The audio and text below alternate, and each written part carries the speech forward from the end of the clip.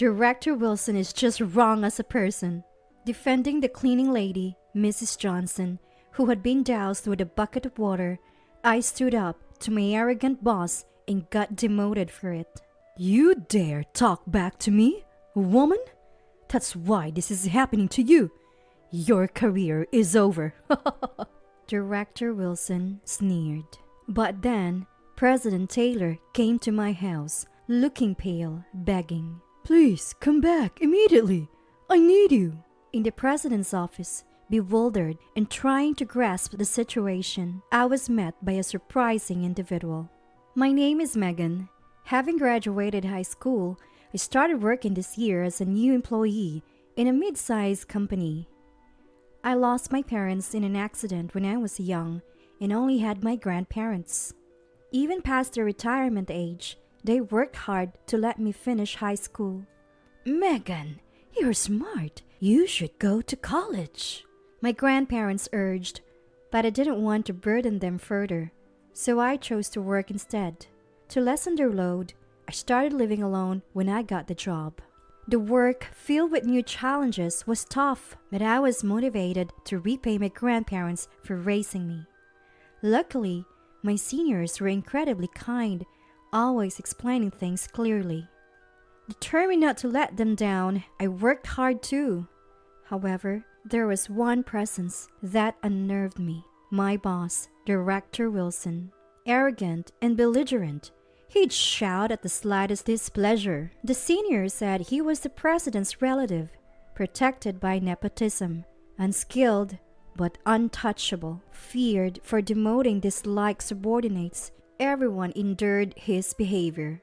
Being a high school graduate, a newbie, and a woman, I was an easy target for his stress relief, faced daily with his sarcasm. Others noticed but could only comfort me in his absence. I endured, telling myself this was the working world, not wanting to lose my job and worry my grandparents.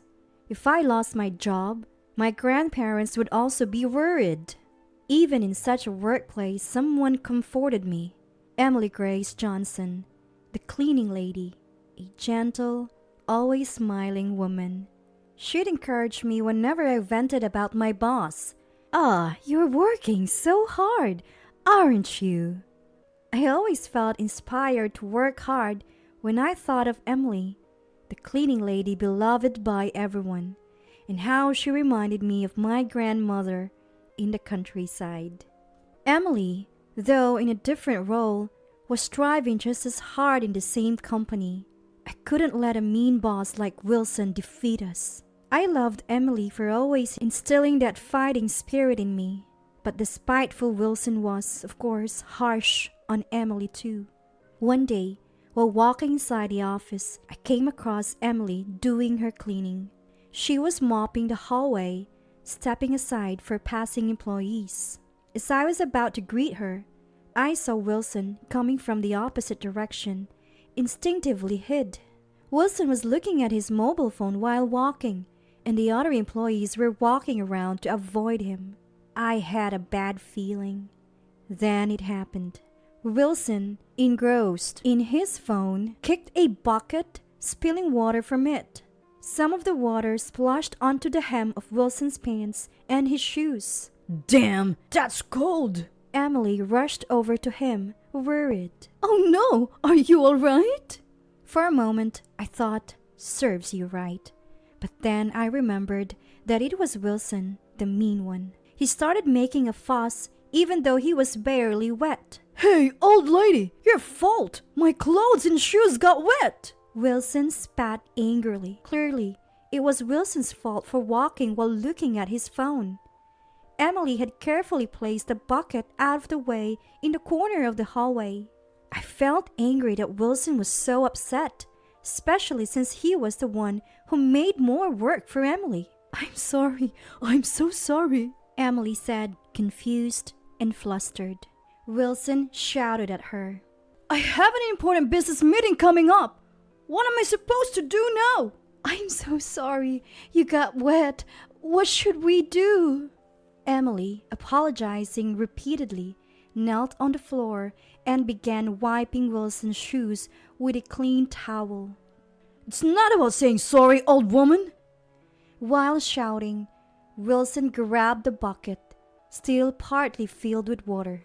Oh, Emily, watch out! My voice failed to come out as a warning, and Wilson, unbelievably, turned the bucket upside down over Emily's head, who was still kneeling. A considerable amount of water must have been inside. Water dripped from Emily's hair, and she looked stunned, not understanding what had happened. Now you know how it feels to be drenched like me, Wilson said with a vile smile to Emily. Seeing Emily soaked through, resembling my grandmother, I couldn't hold back any longer. If staying silent meant witnessing this, I'd rather quit. That's how I felt. How can you do such a thing? This is too much. I stepped forward in front of Wilson and Emily and protested as if letting out all the frustration I had been holding back. Emily is not at fault. It was wrong for you, Director Wilson, to walk while looking at your mobile phone.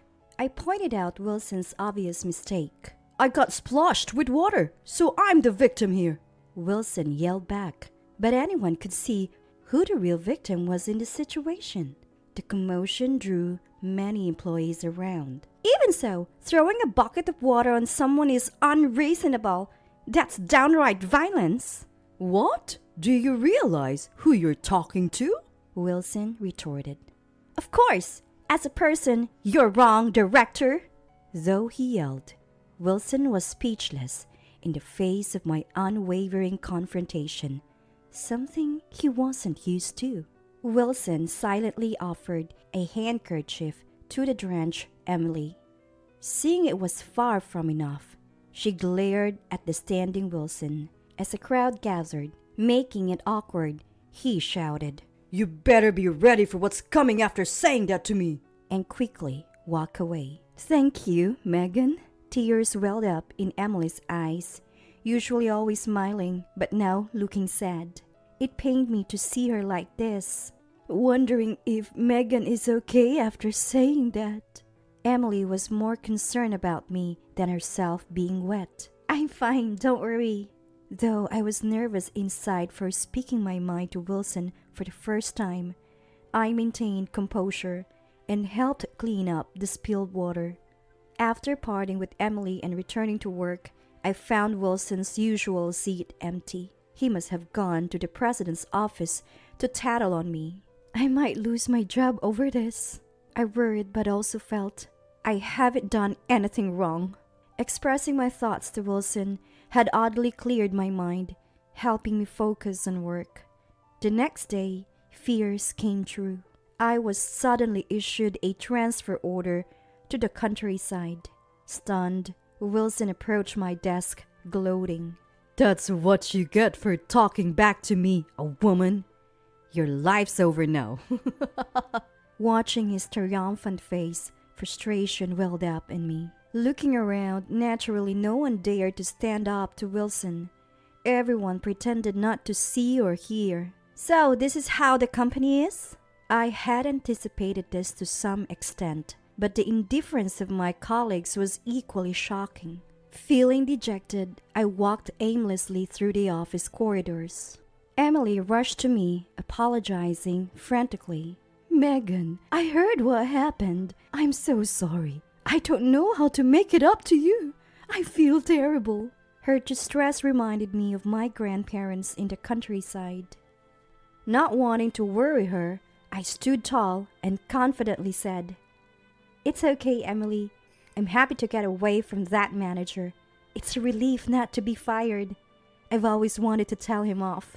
I smiled bravely, but Emily still looked worried. I wish there was something I could do. Busy days followed.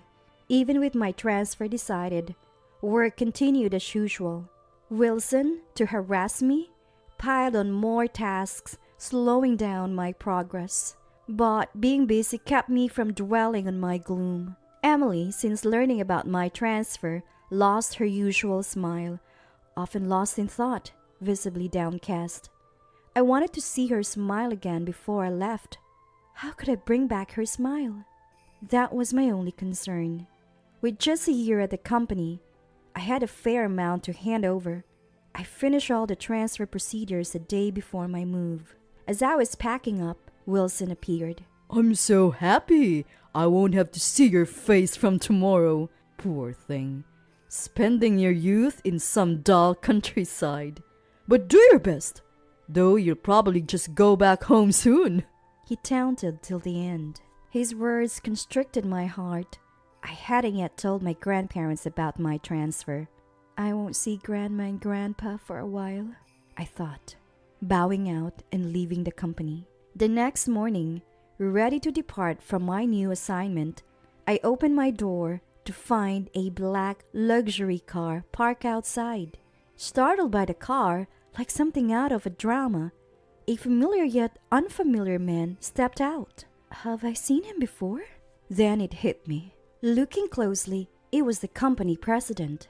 Why is the president here? Shocked, I froze in place. The president, with a pale face, seemed frantic. Please come back to the office right away. I beg you. He said this, bowing his head. Seeing the rarely seen company president bowing left me bewildered and unable to grasp the situation. Impatient, the president raised his head, urging, Just come with me. He pushed me into the car. Seated, the car started moving. While I couldn't understand what was happening, I thought, this seat is really comfortable. As I looked out the window, escaping reality, we arrived at the company. Still not understanding the situation, the president led me to his office. Entering the office, I saw a well-dressed man and an elegantly attired older woman sitting on the sofa. As I entered, they stood and approached me. That woman, Emily? To my surprise, the elegantly dressed woman in the president's office was Emily. She looked refined and beautiful, a stark contrast to her usual work clothes. Megan, sorry to startle you, Emily said with her usual smile. Confused by the gathering of these unfamiliar people, I was dumbstruck again. The president, upon entering, seemed apologetic towards the suited man, while Emily smiled at me. The well-dressed man changed the uneasy atmosphere. First, he said, offering me his business card. It bore the name of a major corporation, a key business partner influencing my company's fate. The name was Lucas Benjamin Johnson, with the title CEO. My mom always speaks highly of you. President Johnson greeted me, and I looked at Emily, who nodded with a smile. Then I realized Emily was Johnson's mother. Emily, who always loved cleaning, chose to work in cleaning so as not to rely entirely on her son, who is the president. It happened to be at the company where I work. For her, it was convenient to work while keeping an eye on her son's business partners. Emily knew of Wilson's bad reputation, but felt helpless and had been troubled for a long time. However, after I was transferred for defending her, she consulted her son to help me. Emily never used her position as the president's mother for work issues before, but this time she did, feeling a bit embarrassed as she explained. When I was splashed with water, I was really sad, but so happy Megan helped me, she said, holding my hands warmly, spreading a gentle feeling in my heart. President Johnson, watching us with a calm gaze, turned to our president with a stern look, saying, I cannot continue business with a company that transfers young employees for doing the right thing. We'll need to reevaluate our relationship.